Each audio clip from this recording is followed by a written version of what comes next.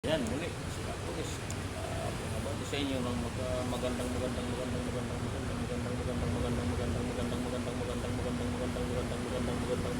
po sa ating lahat mga kapulis. Ingat po tayo palagi sa ating paglalakbay. Dahil maulan ngayon, signal number 1 po tayo sa Metro Manila. Probinsya na walang pasok sa mga school. At meron po tayong mga nadaanan na mga aksidente ng motor dahil madulas, kaya ingat po tayo palagi sa ating paglalakbay mga kapores. Ayun, na July 8 na tayo ngayon, Friday. Maraming excited ngayon, July Friday.